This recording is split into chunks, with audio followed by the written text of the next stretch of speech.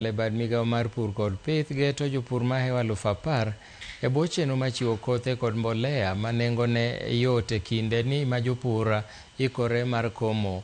Fung'ruok ma kama en achiel kuom yore mag konyo jopur mosebedo ka ywago nok mar mbolea e pacho ka. Otieno Daniel nigi ler mathoth. Kaluwore gi jatend migao mar pur gi pith e kaunti ma Siaya, Sylvester Kokoth, iseyudo mbolea tan 72 kaachiel kod koth bando tan 40 ma sani gichwalo ne jopur e kauntino e nengo mogonyore.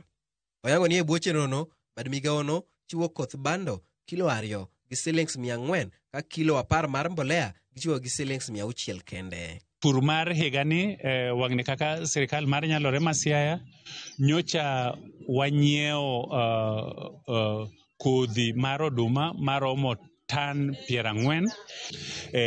Mbolea bende nyocha wanyiewo tan 72 ma bende opog e sub-counties duto kendo e wards wa duto.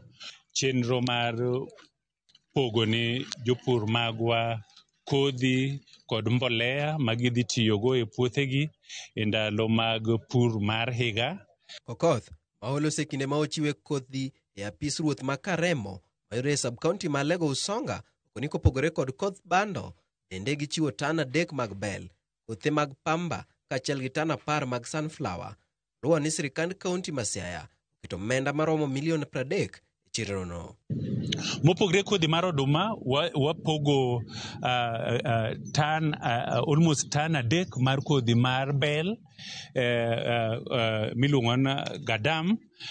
Wapogo tan 2.5 mar kodhi mar olayo iluongo ni green grams. Kokoth koni piny owacho ma Siaya chiwo thuolo ne jogo maloko ohala mag gik pur kata obedo ni gibende gitayo chenro ma kamano mondo mi jopur oyud gik pur e nengo mayot. Tadwaro mondo anyis jothurwa ni subsidy program ok en mondo wariemb private investors kata jo maloko ohala e weche mag uso kodhi, uso mbolea kata jogo man gi tingni mapuro ni jopur.